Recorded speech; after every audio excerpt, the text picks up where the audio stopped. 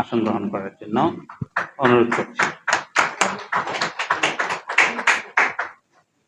তারপর আমি আহ্বান করছি বিশিষ্ট ইসলামী চিন্তাবিদ ও মুসলিম ঐক্য বিষয়ক গবেষক ও লেখক, গ্রন্থের প্রণেতা ডক্টর আহমদ আব্দুল কাদের মহোদয়কে, ডক্টর আব্দুল কাদেরকে তার আসন গ্রহণ করার জন্য অনুরোধ করছি।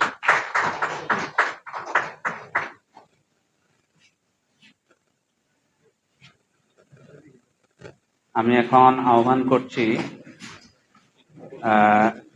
ভাইস চ্যান্সেলর, ইসলামী আরবি বিশ্ববিদ্যালয় ও বিশিষ্ট ইসলামী চিন্তাবিদ, সাবেক প্রফেসর, ঢাকা বিশ্ববিদ্যালয়, ডক্টর মোহাম্মদ শামসুল আলম মহোদয়কে।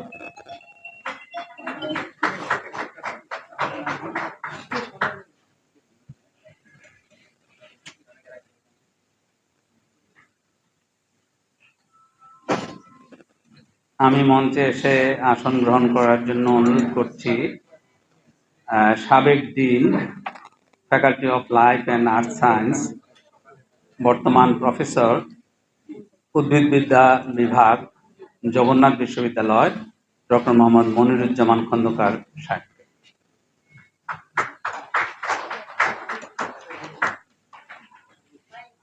আমি এখন আসন গ্রহণ করার জন্য অনুরোধ করছি বিশিষ্ট সমাজসেবক, বহু আল্লাহর ঘর মসজিদের প্রতিষ্ঠাতা, দিন দরদি ব্যক্তিত্ব জনাব নূর মোহাম্মদ তালুকদার মহোদয়কে।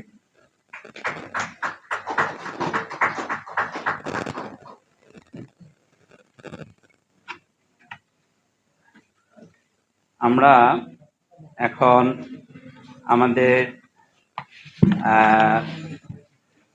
উপস্থিত মেহমানদেরকে ফুলের শুভেচ্ছা দিয়ে বরণ করতে চাই।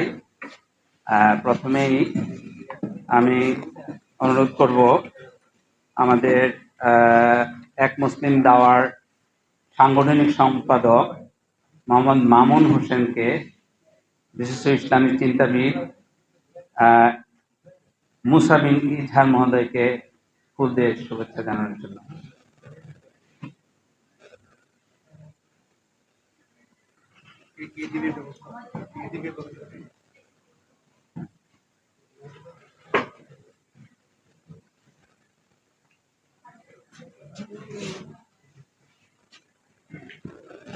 আমি এখন ফুল দিয়ে শুভেচ্ছা জ্ঞাপন করার জন্য আহ্বান করছি এক মুসলিম দাওয়ার ছাত্র বিষয়ক সম্পাদক মোহাম্মদ ফজলুল হক সাহেবকে।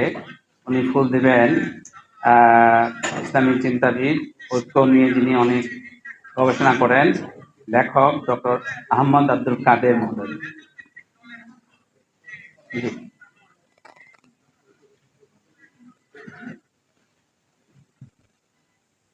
আমি এখন ফুল দিয়ে বরণ করতে আহ্বান করব এক মুসলিম দাওয়ার প্রচার সম্পাদক মোহাম্মদ আজিজুল হক সাহেবকে। উনি ফুল দিয়ে বরণ করবেন ভিসি মহোদয়কে, ডক্টর মোহাম্মদ শামসুল আলম সাহেব।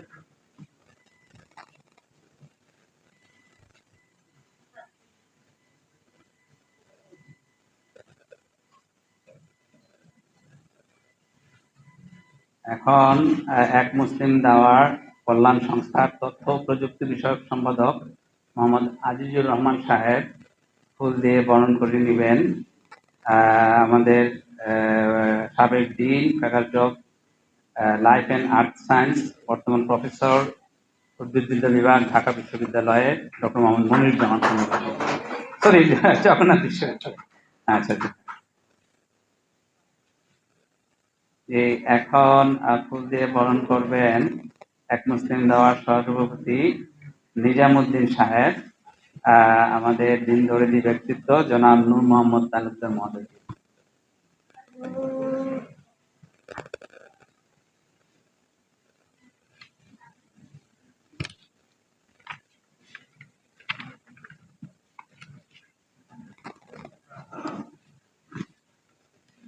ধন্যবাদ। আজকের অনুষ্ঠান সূচিতে থাকবে আমাদের এক মুসলিম দাওয়ার সম্মানিত সভাপতি মোহাম্মদ জালালউদ্দিন ভূঁইয়া সাহেবকে সভাপতির আসন অলঙ্কৃত করার জন্য আমি অনুরোধ করছি।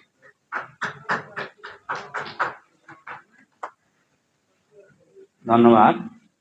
আমাদের আজকের অনুষ্ঠান সূচিতে থাকবে প্রথমেই পবিত্র কোরআন থেকে তেলাওয়াত ও তর্জমা, তারপর সম্মানিত অতিথিবৃন্দের মূল্যবান বক্তব্য পর্ব, আসরের নামাজে বিরতি থাকবে আমাদের 4:45 থেকে 5টা পর্যন্ত।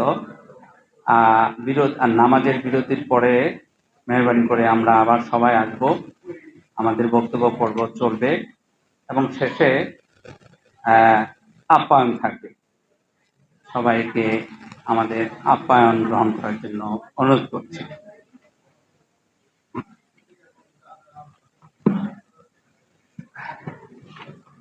এখন আমি পবিত্র কোরআন থেকে তেলাওয়াত ও তর্জমা পেশ করার জন্য আহ্বান করছি হাফেজ মাওলানা মেহেদী হাসান সাহেবকে।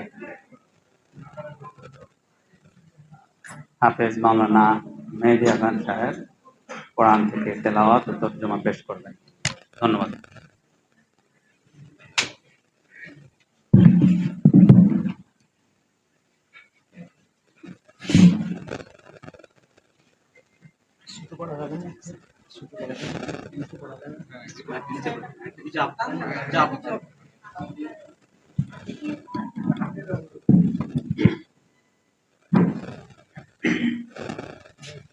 السلام عليكم ورحمة الله وبركاته.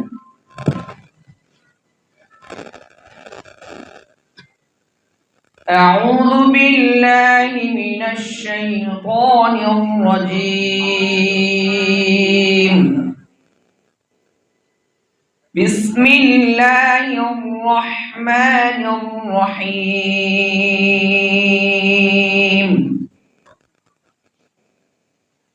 تبارك الذي جعل في السماء بروجا وجعل فيها سراجا وقمرا منيرا. وهو الذي جعل الليل والنهار خلفة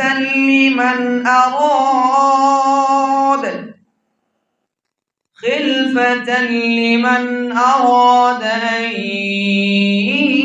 يذكر أو أراد شكورا.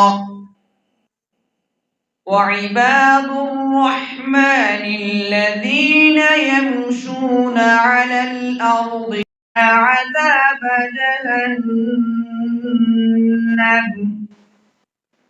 إن عذابها كان غراما إنها ساءت مستقرا ومقاما. والذين إذا أنفقوا لم يسرفوا ولم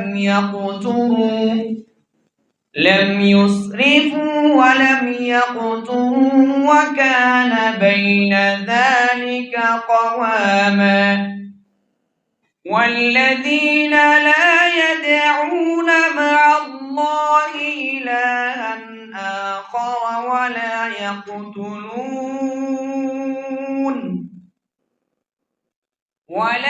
يقتلون النفس التي حرم الله إلا بالحق ولا يزنون. ومن يفعل ذلك يلقى أثاما. কত মহান তিনি, যিনি নববর্ণের সৃষ্টি করেছেন তারকারাজি এবং তা স্থাপন করেছেন প্রদীপ ও জ্যোতির্ময় চাঁদ, এবং যারা উপদেশ গ্রহণ করতেও কৃতজ্ঞ হতে চায় তাদের জন্য তিনি সৃষ্টি করেছেন রাত এবং দিনকে পরস্পরের অনুগামী রূপে। রহমানের বান্দা তারাই যারা নরমভাবে চলাফেরা করে পৃথিবীতে এবং তাদেরকে যখন অজ্ঞ লোকেরা সম্বোধন করে তখন তারা বলে সালাম, এবং তারা রাত অতিবাহিত করে তাদের রবের উদ্দেশ্যে সাজদা বনত হয়ে ও দান্যময়ন থেকে, এবং তারা বলে, হে আমাদের রব, আমাদের হতে জাহান্নামের শাস্তি বিরত করুন, ওর শাস্তি তো নিশ্চিত বিনাশ। নিশ্চয় আশ্রয়স্থল বসতি হিসাবে ওটা কত নিকৃষ্ট।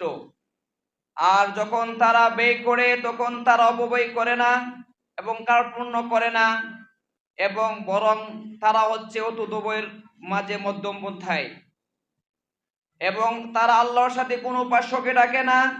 আল্লাহ যার হত্যা নিষিদ্ধ করেছেন যথার্থ কারণ ছাড়া তাকে তারা হত্যা করে না এবং ব্যভিচার করে না, যেগুলি করে সে শাস্তি ভোগ করবে। ওয়া আখির দাওয়ানা আলহামদুলিল্লাহি রাব্বিল আলামিন। আসসালামু আলাইকুম ওয়া রাহমাতুল্লাহি ওয়া বারাকাতুহু। ধন্যবাদ। আলহামদুলিল্লাহ, আমাদের দেশের প্রথিতযশা আলেম, বিশিষ্ট ইসলামী চিন্তাবিদ ও গবেষক শায়েখ ডক্টর সাইফুল্লাহ মাদানী মহোদয় আমাদের মধ্যে এসে উপস্থিত হয়েছেন এবং আসন গ্রহণ করেছেন। আমি এক মুসলিম দাওয়া কল্যাণ সংস্থার মহিলা বিষয়ক সম্পাদক মুশফিকুর রহমান সাহেবকে ফুল দিয়ে বরণ করার জন্য অনুরোধ করছি। জি, মহতারাম, মহতারাম, মহতারাম, এটা আমাদের আনন্দ।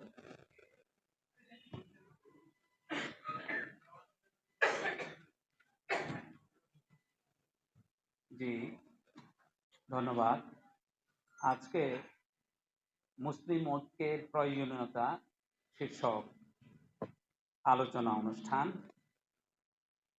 আল্লাহ রাব্বুল আলামিন বলেন, ওয়াতাসিমু বিহাবলিল্লাহি জামিআন ওয়া লা তাফাররাকু, তোমরা সকলে আল্লাহর রজ্জু দৃঢ়ভাবে ধারণ করো এবং পরস্পর বিচ্ছিন্ন হও না। সূরা আল ইমরানের 103 নম্বর আয়াত। মুমিন মুমিনের জন্য ভবনের মতো, যার এক অংশ অপর অংশকে দৃঢ় করে। সহিহ বুখারী।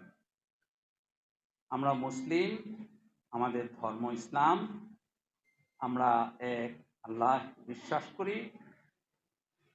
আমাদের সকল মুসলিমের অবিকৃত ধর্মগ্রন্থ একটাই, তা হলো কোরআন। সকল মুসলিম আমরা এক নবী হযরত মুহাম্মদ সাল্লাল্লাহু আলাইহি সাল্লামের উম্মত, যেখানে সকল মুসলিমের আল্লাহ এক, কোরআন এক, নবী মুহাম্মদ সাল্লাল্লাহু আলাইহি সাল্লাম এক। সেখানে মুসলিমদের মধ্যে এত বিভেদ কেন? দিন সম্বন্ধে নানা মত ও বিভিন্ন দলে বিভক্তি পূর্বেও ছিল, এখনো আছে এবং ভবিষ্যতেও থাকবে। কিন্তু আমাদের মুসলিমদের মধ্যে বিভেদ হবে কেন? আল্লাহ বলেন, যারা দিন সম্বন্ধে নানা মতের সৃষ্টি করেছে এবং বিভিন্ন দলে বিভক্ত হয়েছে, তাদের কোনো দায়িত্ব তোমার নয়। তাদের বিষয় আল্লাহর এখতিয়ারভুক্ত। আল্লাহ তাদেরকে তাদের কৃতকর্ম সম্বন্ধে অবহিত করবেন।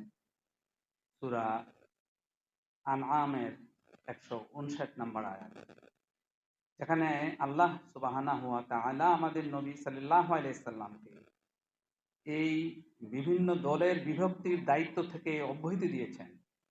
সেখানে আমাদের দিনের মধ্যে মতভেদের দায়িত্ব নেওয়ার কি কোনো প্রয়োজন আছে? আল্লাহ বলেন, তোমরা আল্লাহ ও তার রাসূলের আনুগত্য করো এবং পরস্পর ঝগড়া করো না, তাহলে তোমরা সাহস হারাবে এবং তোমাদের শক্তি বিলুপ্ত হয়ে যাবে। সূরা আনফালের 46 নম্বর আয়াত। আজ ফিলিস্তিন সহ বিশ্বের বিভিন্ন প্রান্তে মুসলিমদের উপর যে বর্বর, অমানবিক, জঘন্য হত্যাযজ্ঞ ও নির্যাতন চলছে, তা দেখে প্রতিটি মুসলিমের হৃদয়ে কি রক্তক্ষরণ হচ্ছে না? তাহলে কিছুই আমরা করতে পারছি না কেন? সম্ভবত আমাদের ইমানি দুর্বলতা, ঐক্যহীনতা ও ঝগড়া এর কারণ। শক্তিশালী ঈমান ও ঐক্য প্রতিষ্ঠার জন্য আজ আমাদের আমলে নেওয়ার সময় এসেছে। রাসূল সাল্লাল্লাহু আলাইহি সাল্লামের উপর প্রথম ওয়াহির কথা, ইকরা বিসমি রাব্বিকাল্লাযী খালাক, পড়ো তোমার প্রতিপালকের নামে যিনি সৃষ্টি করেছেন। কোরআন এবং সুন্নাহর চর্চা ও তা অনুধাবন করে আমলের মাধ্যমে আমাদের ঈমানকে শক্তিশালী করার চেষ্টা করা প্রয়োজন।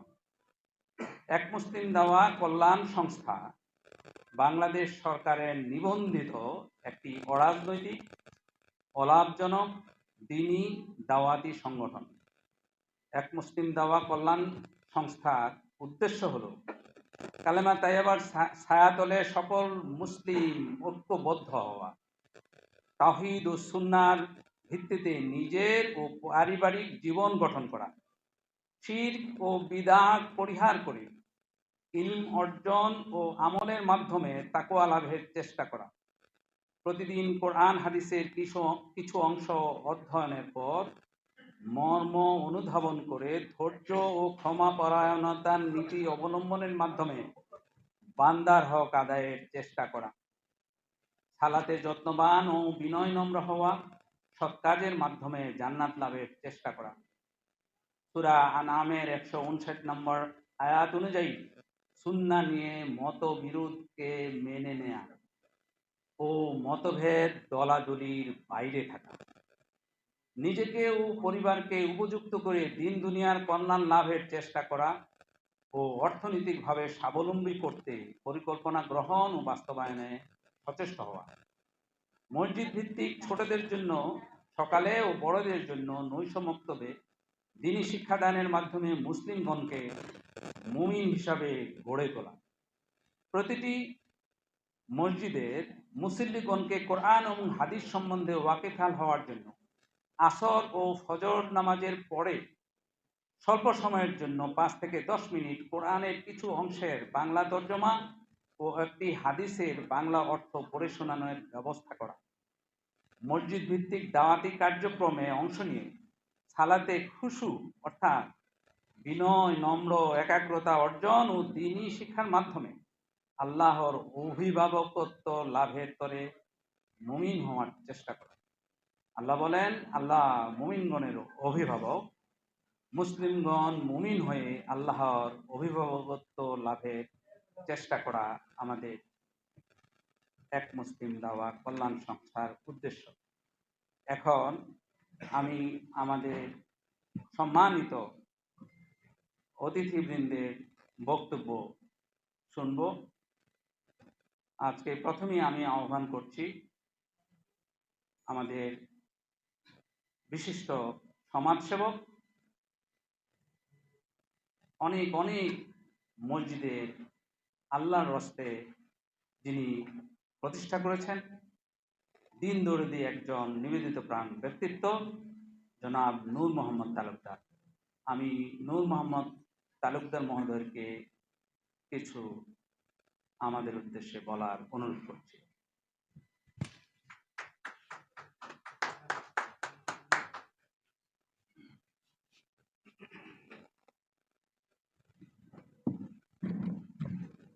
আসসালামু আলাইকুম ওয়া রাহমাতুল্লাহি ওয়া বারাকাতুহু। বিসমিল্লাহির রহমানির রহিম। আলহামদুলিল্লাহি রাব্বিল আলামিন। ওয়াসসালাতু ওয়াসসালামু আলা সাইয়্যিদিল আমবিয়াই মুহাম্মদ ওয়া আলা আলিহি ওয়া সাহবিহি আজমাইন। আম্মা বা'দ। প্রিয় আমার মুসলিম ভাইরা, আমি সম্বোধন ছাড়াই শুরু করছি, আমাকে ক্ষমা করবেন। আমরা আজ যে উদ্দেশ্যে এখানে একত্রিত হয়েছি, এক কথায় আমরা সমস্ত মুসলিম এক হওয়া, এটাই এই সংগঠনের মূল প্রতিপাদ্য, মুসলমানকে একত্রিত করা। এখন আমরা ওই মুসলমানের কাছে আমরা দাওয়াত দিতে পারি। দেই সাধারণত যারা ইসলাম বোঝে, আল্লাহকে চিনে, আল্লাহর দ্বীনকে মেনে চলে, আল্লাহ রাসূলের আদর্শ অনুসরণ করে। এর মধ্যে আমরা যে ৯২% মুসলিম বলছি, আমাদের মাঝে কতজন মুসলিম আছে এই কথাগুলি জানে? এইটা কি আমরা একবারও ভেবে দেখেছি? আমরা এটা চিন্তা করি না, কথায় বলি যে আমরা ৯২% মুসলিমের দেশ। যে দেশে 10% লোক ৫ ওয়াক্ত সালাত আদায় করে না, যেই দেশে 2%-এর বেশি লোক ফজরের টাইমে মসজিদে যায় না, যেই দেশে টাকা উপার্জন করি হালাল না হারাম আমরা অনেকেই সেটা মেনে চলি না, যেই দেশে আমরা হজ নামাজ পড়ি, রোজা রাখি, হজ জাকাত সবই করি, কিন্তু আমার পার্শ্ববর্তী লোক রাস্তায় ঘুমিয়ে আছে না খেয়ে, তার দিকে আমরা তাকাই দেখি না। আমরা সেই দেশে বসবাস করি। শুধু এটা আমাদের এখানে না, সারা পৃথিবীর মুসলিম আজ যেন আমরা কেমন হয়ে গেছি। নবী করিম সাল্লাল্লাহু আলাইহি ওয়াসাল্লামের একখানা হাদিস, যে এমন এক সময় আসবে আমার উম্মতের সংখ্যা অনেক হবে, কিন্তু তারা খড়কুটার মতো স্রোতের ন্যায় ভেসে যাবে। তাদের শত্রুদের প্রতিরোধ করতে পারবে না, তাদের সেই শক্তি থাকবে না। সাহাবায়ে কেরামরা জিজ্ঞাসা করলেন, ইয়া রাসূলুল্লাহ, সেই দিন কখন আসবে? বলে, যেই দিন মুসলমানরা দুনিয়াকে আঁকড়িয়ে ধরবে, আখিরাতকে ভুলে যাবে। আসলে আমরা যাদের একটু ধন সম্পদ আছে, আমরা মুসলমানদের মধ্যে যারা উঁচু শ্রেণী বসবাস করি, আমরা আসলেই আখিরাতকে ভুলে গেছি। আমাদের বাড়ি গাড়ি আরাম আয়েশ যত প্রয়োজন সব আমরা চিন্তা করি, কিন্তু আমাদের মুসলিম আরেক ভাইয়ের যে কিছুই নেই, সে রাস্তায় ঘুমিয়ে আছে, তাকে অমুসলিমরা পিটে মারি ফেলাইতেছে, তার মা বোনদের ইজ্জত নষ্ট করতেছে। এটা আমরা আরেক মুসলিম ভাই বন্য গরুর মতো, বন্য দুই একটা কুকুর যখন বিশাল গরুর পালকে দৌড়ায়, দৌড় দিতে থাকে, দৌড় দিতে দিতে সবগুলি লাস্টে যখন ওরা একটাকে ধরে ফেলে আর এটা চিৎকার দেয়, তখন সবগুলি থাইমা এটার দিকে তাকাই থাকে, কতক্ষণ পরে আবার ঘাস খাইতে থাকে। আমরা সেই অবস্থা পৌঁছে গেছি। আমাদের অবস্থা সেই একই রকম। আমার বাস্তব জীবনের একটু অভিজ্ঞতা আমি বলি। আমার জীবনে আমি নিয়ত করেছিলাম যে আমি যা ইনকাম করব, আমার পরিবারের ভরণ পোষণের পরে যে টাকা থাকবে সেটা দিয়ে আমি আল্লাহর ঘর নির্মাণ করব।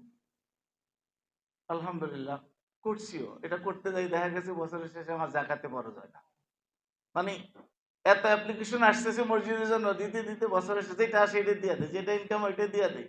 তো বছরের শেষে যখন রমজান আসে, জাকাত হিসাব করলে দেখা যায় যে আমি একটু ঋণী আছি, জাকাতে নাই আমার। কিছুদিন পরে কিছু মসজিদ বানানোর পরে, অনেকগুলি বানাইছি আলহামদুলিল্লাহ, দেখলাম যে সবগুলি শিরক আর বেদাতিরা দখল করে নিয়ে গেছে। আর তখন অবশ্য আমি শিরক বেদাত বুঝতাম না। আল্লাহ রাব্বুল আলামিন যখন আমার চোখ খুলে, চোখের পর্দা খুলে দিলেন, তখন দেখলাম যে সবগুলি ফিরদের দখলে আর সব শিরক আর বেদাতে করা। তখন আল্লাহ সুবহানাহু ওয়া তাআলার কাছে নত হয়ে কান্নাকাটি করলাম, আল্লাহ আবার একটু ক্ষমতা দেন, এবার আমি একটা ফ্যাক্টরি বানাবো, যেটা থেকে উৎপাদন হবে সব তৌহিদি জনতা। তা আল্লাহ তৌফিক দিলেন, একটা মাদ্রাসা বানাইলাম, ওটা চলতেছে আলহামদুলিল্লাহ। ওটার প্রোডাক্ট এখনো বাইরে নাই, যেখানে হাফেজ সাহেব শিক্ষকতা করে আসছেন আমার ওখানে। কিন্তু এরপরও কিছু মসজিদ বানাইলাম, এগুলি এখন সহি আকীদার মসজিদ আলহামদুলিল্লাহ। কোথাও বেদাতি মসজিদে এখন আর দেই না। এখন সহি আকীদার মসজিদ বানাই, দেখলাম যে আরে বাবা, মসজিদও নামাজ পড়ে না, লোকে নাই, মসজিদ বানাই আল্লাহ হইল কি? এখন মাথার মধ্যে ঢুকছে, না কিছু ভাইদেরকে নিয়ে আমরা যে নিম্ন শ্রেণীর লোকদের মাঝে টোটালি ইসলাম নাই, তাদের রহিমউদ্দিন, কলিমউদ্দিন, সলিমউদ্দিন, তাদের নাম, মা বোনদের নাম আমেনা, জামেনা, বিভিন্ন ধরনের, কিন্তু ইসলাম বলতে কিছুই নাই, নামাজও পড়ে না, রোজাও রাখে না, কলেমাও জানে না। এই শ্রেণী অনেক বেশি। এখন এটা অনেকদিন চিন্তা করতে করতে যে এদের কাছে তাবলীগ করতে হবে, প্রচলিত যে তাবলিগ আছে এই তাবলিগ না, নবী করিম সাল্লাল্লাহু আলাইহি ওয়াসাল্লাম যেভাবে তাবলিগ করেছেন আমরা সেভাবে তাবলিগ করতে হবে। এটা চিন্তা করতে করতে আমার এই ভাইরা আমার অফিসে গেলেন, যাই আপনাদের এই মুসলিম ঐক্যের প্রয়োজনীয়তা তুলে ধরলেন, একটা সেমিনারের কথা বললেন। মনে মনে ভাবলাম যে আলহামদুলিল্লাহ, মনে হয় একটা পথ পেয়ে গেছি, যে ওনাদের সাথে কিছু আলোচনাও করছি যে আমরা ঘরে ঘরে যাই একটু তাবলিগ করব। আমাদের যার যা আছে তার থেকে কিছু অংশ দিয়ে আমরা ওখানে যেভাবে খ্রিস্টানরা সাহায্য সহযোগিতা করে, চিকিৎসা দেয়, অন্ন দেয়, বস্ত্র দেয়, ন্যূনতম দিয়া আমাদের মুসলিম ভাই বোনদেরকে খ্রিস্টান বানাইতেছে, সেখানে আমরা যদি আমাদের এই মুসলিম ভাইদের পিছিয়ে একটু সমবায় করি, একটু সহযোগিতা করি, আমার মনে হয় সেটা আরো বেশি কার্যকর হবে। তেমন ওরা একমত পোষণ করলেন। আলহামদুলিল্লাহ আজকে এখানে আসলাম। এখন কথা হচ্ছে কি, আমাদের মুসলিমের বাংলাদেশে যতগুলি মুসলিম দল আছে, ইসলামিক দল আছে, আমার জানা মতে অনেকগুলি দল অনেকগুলি দলকে কাফের হিসেবে ঘোষণা করে, কাফের বলে। এই মাওলানা সাহেব ওই মাওলানা সাহেবকে কাফের বলে, কাউকে সহ্য করতে পারে না। আর সবখানেই দেখতেছি একটা সংগঠন হলে সেটা 8-10 ভাবে বিভক্ত হয়, কারণ চেয়ার প্রধানটা আমি চাই, সেক্রেটারি বোর্ডটা আমি চাই। অথচ নবী করিম সাল্লাল্লাহু আলাইহি সাল্লামের সময় বা সাহাবায়ে কেরামদের সময় যতটুকু ইসলামের ইতিহাস অত জানি না, তো বেসিক যতটুকু জানি যে কেউ যদি পদবি দাবি করছে তাকে কোনো দায়িত্ব দেওয়া হয় না। এটাই ইসলামের নিয়ম। আমি পদবি চাইবো, আমাকে পদবি দেওয়া হবে না। পদবি প্রয়োজনে আমার একজন ড্রাইভার যদি যোগ্য হয়, আমার বাড়ির একজন দারোয়ান যদি যোগ্য হয়, তাকেই ওই চেয়ারে বসানো হয়। এই পদবীর জন্য আমাদের সমস্ত লক্ষ্যগুলি নষ্ট হয়ে যায়। আর ইসলামের দুশ্মনরা তো আমাদের পিছিয়ে আছেই। আমরা ইসলামের প্রচার করতে আসি নিজের পকেট ভারী করার জন্য। ওই যে রক্ত দিছি আরো দিব, নিজের একটুও না। নিজের পোলাপাইন সব বিদেশে লেখাপড়া করাইতেছি, দেশের গরিব মানুষের পোলাপাইনকে দিয়ে মারতেছি, মানে আর রাজনীতি প্রতিষ্ঠা করতেছি, চেয়ারে গেছি, এদের নাম ভুলে গেছি। এই লোকগুলি ছেলেগুলির বিনিময়ে আজকে দেশ দ্বিতীয়বার স্বাধীন হলো। আপনারা মনে রাখবেন, হয়তো কাইলে আমি মরে যেতে পারি, আপনারা যারা বেঁচে থাকেন এদের কোনো মূল্যই থাকবে না। এখনই মূল্যায়ন করতেছে না এদের, এখনই এদের মূল্যায়ন টোটালি করা হচ্ছে না। এবং যারা এদের জন্য দেশ ছেড়ে চলে গেছে, একদিন তারা আইসা এদেরকে কবর থেকে উঠাইয়া, জীবিত গুলি তো ফাঁসি দিবেই, কবর থেকে উঠাইয়া তাদেরকে ফাঁসি দিব। আর এটা শুধু চেয়ারের জন্য এখন দলে দলে বিভক্ত হয়ে গেল। একবার চিন্তা করে না, আমরা তো 15 বছর এই দেশে কোনো কথাই বলতে পারি না। ইচ্ছে মতো আমাদেরকে কুকুরের মতো পিটাইছে, মামলা মকদ্দমা দিয়া ঘর ছাড়া করছে। আজান হচ্ছে, আমি সংক্ষিপ্ত আমার কথা বলে শেষ করছি।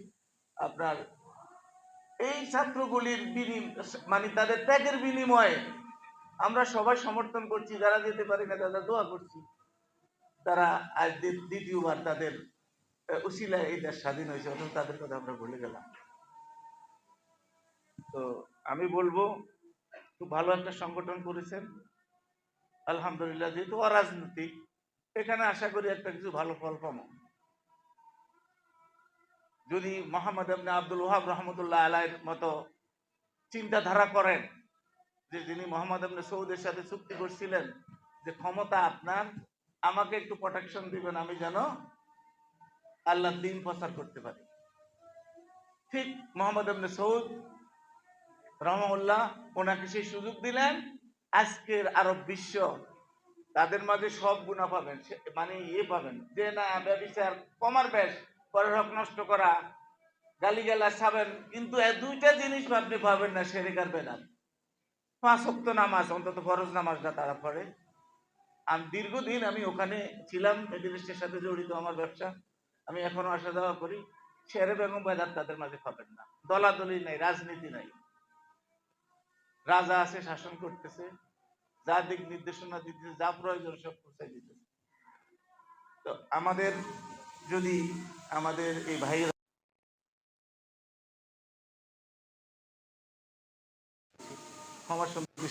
যদি পকেটের কথা চিন্তা না করে, আসলেই উদ্দেশ্য সব মুসলমানকে এক করতে, তাহলে আগে আমাদেরকে মুসলমান বানাতে হবে।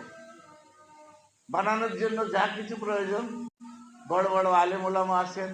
আমার এখানে আমার একজন প্রিয় উস্তাদ শাহেখ ডক্টর সাইফুল্লাহ মাদানী হাফিজাহুল্লাহ উপস্থিত আছে।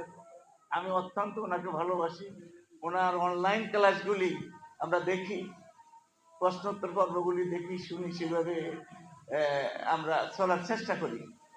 তো এইসব লোকদেরকে যদি একবার ইনভলভ করতে পারেন, যাদের কোনো, আমার জানা মতে যাদের কোনো চেয়ারের কোনো ইয়ে নাই, ডিমান্ড নেই, টোটালি কোনো দলের সাথে ওনারা যায় না, নিজে নিজে চেষ্টা করতেছে আল্লাহ দিন প্রতিষ্ঠার জন্য, যতটুকু পারতেছে করতেছে। কিন্তু যতগুলি সংগঠন আছে সবগুলিতে কিন্তু দলাদলি। বিশ্বাস করেন, মুখে কথা এক কথা, অন্তরে হইছে আমি ওই চেয়ার চাই। যার জন্য ওনারা কয়েকজন আছেন আমার জানা মতে, উনি ডক্টর মঞ্জুরে এলাহি হাফিজাউল্লাহ, ডক্টর মোহাম্মদ জাকারিয়া হাফিজাউল্লাহ, ওনাদের মতো কিছু আলেম ওলামা আছেন, ওনারা কোনো সংগঠনের কাছে ধারে কাছে যায় না।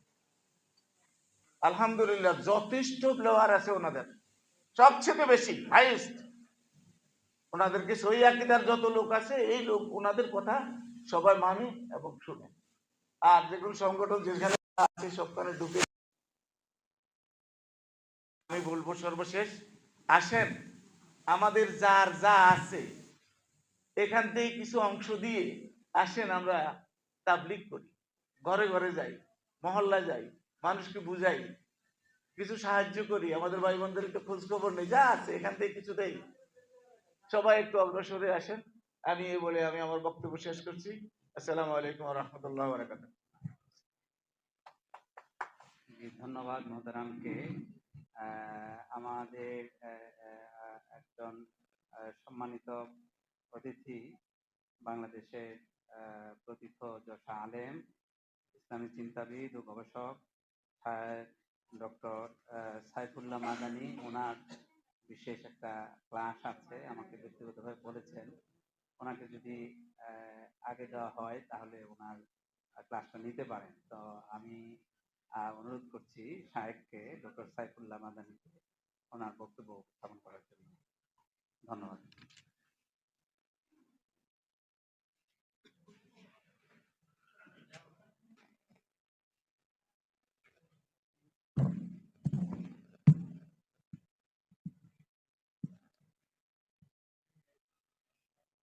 السلام عليكم ورحمة الله وبركاته.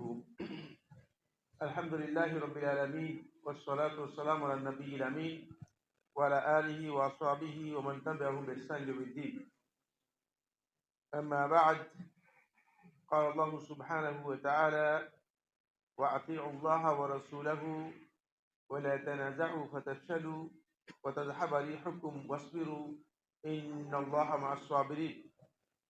عن النعمان بن بشير رضي الله تعالى عنه أنه قال: قال رسول الله صلى الله عليه وسلم: الجماعة رحمة والفرقة عذاب.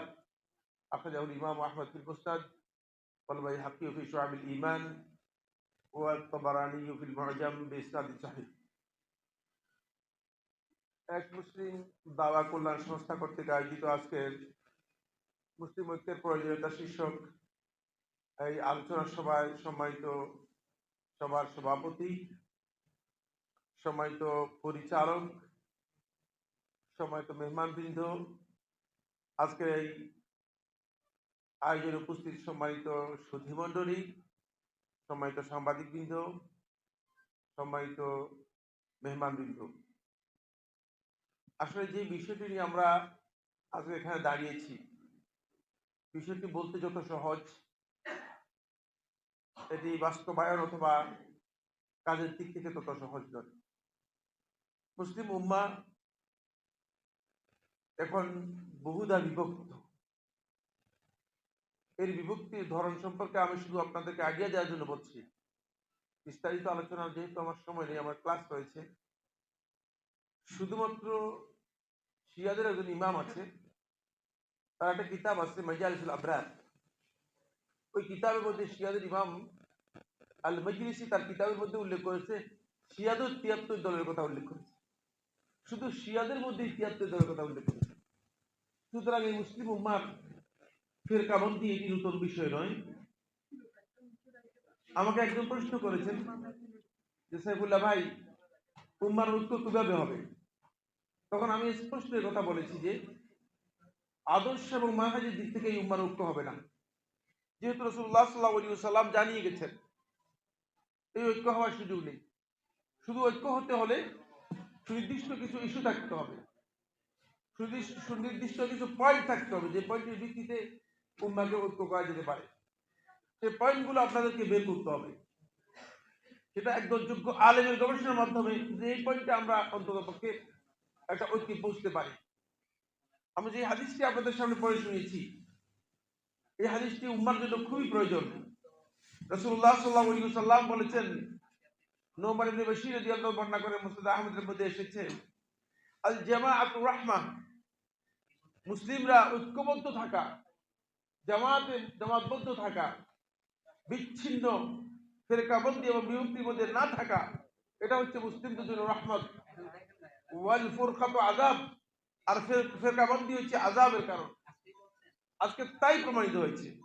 আজকে যে মুসলিম উম্মাহ বহুতা বিভক্ত হওয়ার কারণে তাদের অবস্থা কি হয়েছে, তাদের অবস্থা আপনি দেখুন।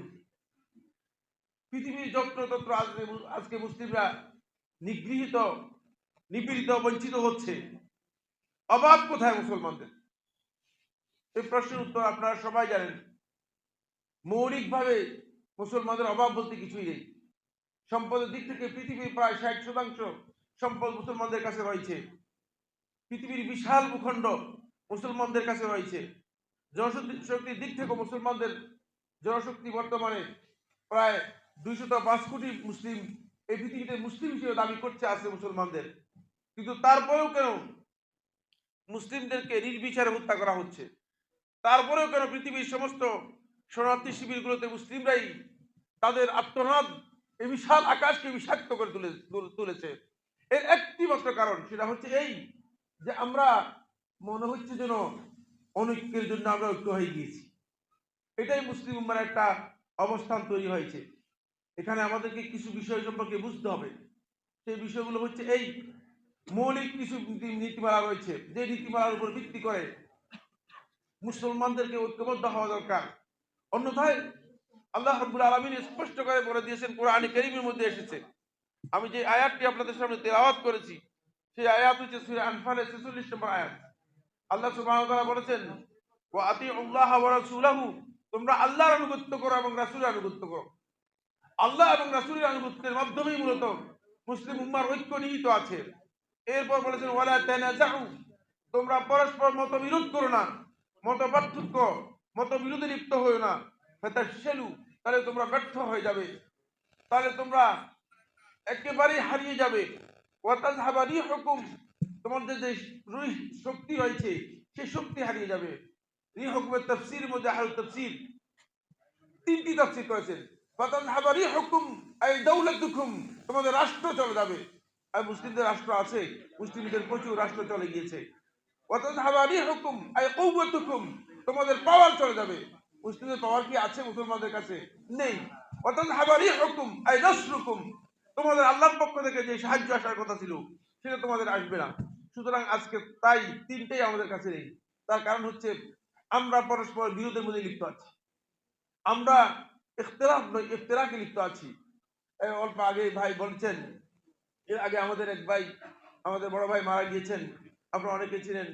একদিন আমাকে লক্ষ্য করে বললেন, আমার খুব সম্মানিত ভাই ডক্টর আব্দুল জাহাঙ্গীর ভাই, বললেন যে সাইফুল্লাহ ভাই, ওই এখানে আমরা তো আসলে বাংলাদেশে মুসলিম কেউ নেই, কারণ আপনাকে একদল কাফের ফতোয়া দিচ্ছে, আমাকে আরেকদল কাফের ফতোয়া দিচ্ছে, আমি আরেকদলকে কাফের ফতোয়া দিচ্ছি। কাফের ফতোয়া দিতে এক পর্যায়ে সবাই তো কাফের, মুসলিম কারা? কি এক বিভৎস, কি এক কুৎসিত অবস্থা মুসলমানদের মধ্যে তৈরি হয়েছে। এই অবস্থার উত্তরের পথ কি? আমি মনে করে থাকি যে শুধুমাত্র এই সেমিনার বা আলোচনা সভা যথেষ্ট নয়, বরং বিজ্ঞ আলেম যারা রয়েছে, আমার প্রস্তাবনা হচ্ছে বিজ্ঞ আলেম যারা রয়েছে, আলেমদেরকে নিয়ে এই বিষয়ে গবেষণা করা দরকার। কেন এত দ্বিধা বিভক্তি?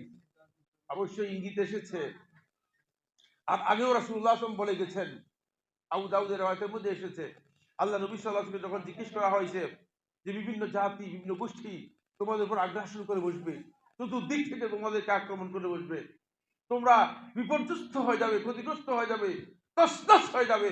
এই অবস্থায় রাসূল সাল্লাল্লাহু আলাইহি ওয়াসাল্লাম প্রশ্ন করলেন সাহাবায়ে কেরাম, আ কি আমি কিল্লাতি নাহনি ইয়াউমাইযিন ইয়া রাসূলুল্লাহ, হে আল্লাহর রাসূল সাল্লাল্লাহু আলাইহি ওয়াসাল্লাম, সেদিনকে আমরা মুসলিমরা সংখ্যায় কম হব, এই জন্য আমাদের উপর অত্যাচার হবে, জুলুম হবে, এই কারণে না? তখন ক্বালা লা বাল ইন্নাকুম কুসুর ওয়ালাকিন্নাকুম গুসাকা গুসাই সাইল, তোমরা সেদিন সংখ্যায় অনেক হবে, কিন্তু তোমরা মুসলিম হবে গুসাকা গুসাই সাইল, তোমরা বন্যার ফেনার মতো। বন্যার ফেনার যেমন কোনো মূল্য নেই, তোমাদের অবস্থায় তেমনটাই হয়ে যাবে। আজকে এক সময় যখন মুসলিম আসতেছে, এই কথা কাফের বেঈমানরা শুনতো, তখন উসমানী খেলাফতের ইতিহাস আপনারা পড়েছেন নিশ্চয়ই, আপনারা জানা থাকার কথা। সেই উসমানীদের যখন বলতেছে মুসলিমরা আসতেছে, তখন ইউরোপের পুরো অঞ্চল কেঁপে উঠত। তারা ভয়ে ভীত, মানে বিহবল হয়ে, অস্থির হয়ে তারা ভয় পেত যে কি হবে অবস্থা। কিন্তু আজকে যখন মুসলিমদের কথা বলা হয়, কারো অন্তরের মধ্যে ভয় নেই। রাসূলুল্লাহ সাল্লাল্লাহু আলাইহি ওয়াসাল্লাম বলে গেছেন যে এর কারণ কি, কেন আমরা এমন হব, আমাদের উপর কেন এত অত্যাচার হবে। তখন রাসূলুল্লাহ সাল্লাল্লাহু আলাইহি ওয়াসাল্লাম বলছেন যে আল্লাহ তাআলা তোমাদের অন্তরের মধ্যে, আল্লাহ রাব্বুল আলামিন এমন একটি জিনিস তোমাদের অন্তরের মধ্যে ঢেলে দিবেন, যার কারণে তোমাদের অন্তরের মধ্যে এমন অবস্থা হবে যে তোমরা পরস্পর ক্ষতিগ্রস্ত হবে। তোমাদের অন্তরের মধ্যে আল্লাহ তাআলা ওয়াহান ঢেলে দিবেন। প্লিজ প্লিজ একটু please please please please please অসুবিধা নেই, অসুবিধা নেই, অসুবিধা নেই। ছোট্ট বিষয়ে বিতর্ক করার কোনো বিষয় নেই। জি, যে তোমাদের অন্তরের মধ্যে আল্লাহ তাআলা একটু থামেন প্লিজ, একদম প্লিজ থামেন।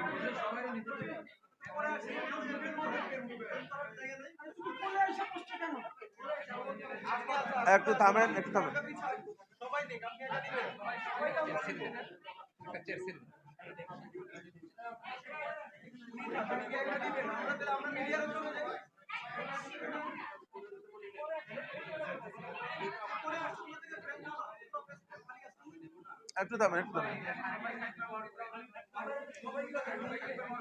আমার আলোচনা শেষ করে দিতে চাচ্ছি আমি।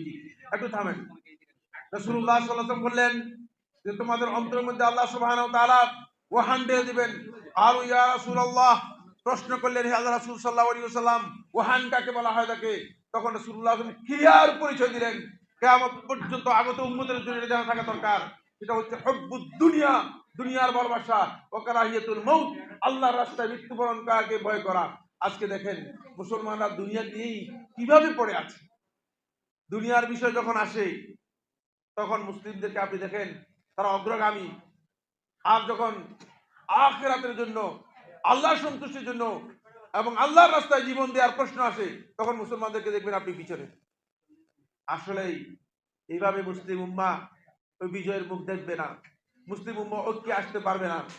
আসুন, আজকে মতবিরোধ আছে, মতবিরোধ থাকবে, মতবিরোধ শেষ হবে না, কিন্তু এই মতবিরোধের মাঝে আমি আপনাদের সবাইকে বিনয়ের সাথে অনুরোধ করব, আসুন এমন কিছু পয়েন্ট আমরা বের করে নিই, যে পয়েন্টগুলোর মাধ্যমে আমরা মতবিরোধ থেকে বের হয়ে